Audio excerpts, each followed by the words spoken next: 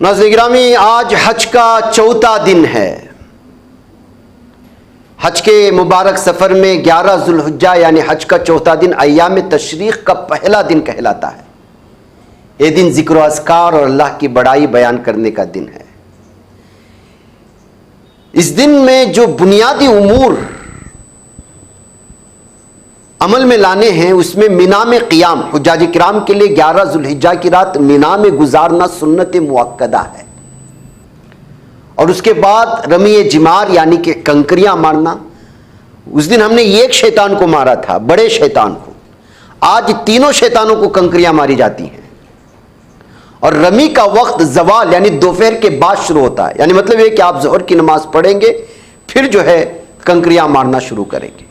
جمرہ اولا چھوٹا شیطان، سب سے پہلے اسے 7 کنکریاں مارے، اور ہر کنکری پر اللہ اکبر یا بسم اللہ اللہ اکبر کہیں۔ اس کے بعد تھوڑا آگے بڑھ کر قبلہ رخ ہو کر اللہ سے دعا مانگے۔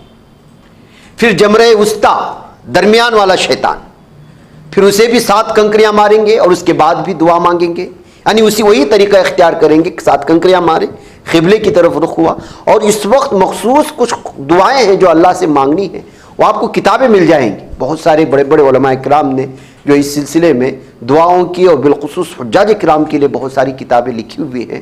ان کتابوں کو جو ہے وہ جن کو عربی آتی ہے وہ لے لیں، جن کو نہیں آتی ہے وہ رومن میں اس کا بنا لیں۔ آج کل موبائل میں بہت آسان طریقہ ہے۔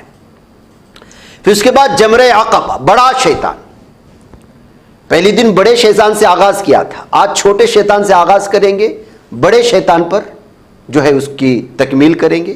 اسے 7 کنکریاں ماریں۔ یہاں کنکریاں مارنے کے بعد دعا کے لیے کھڑا ہونا مسنون نہیں ہے، یعنی جیسے پہلے اور دوسرے شیطان کو مارنے کے بعد، یعنی چھوٹے اور درمیانی شیطان کو مارنے کے بعد آپ نے دعائیں مانگی، بڑے شیطان کو مارنے کے بعد دعا مانگنا مسنون نہیں ہے۔ مانگ لیتے ہیں تو کوئی حرج نہیں ہے۔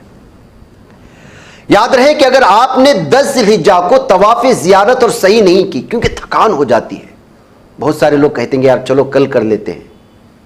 ہم اتنے آسانی کے ساتھ جو بیان کر رہے ہیں، وہاں پر یہ چلنا اور کلومیٹر کئی چلنا اور اتنی بھیڑ بھاڑ میں ادھر سے ادھر ہونا لوگوں کو تھکا دیتا ہے۔ ایسے میں اگر آپ نے 10 ذوالحجہ کو طواف زیارت نہیں کی ہے تو آپ وہ آج کے دن بھی مکمل کر سکتے ہیں۔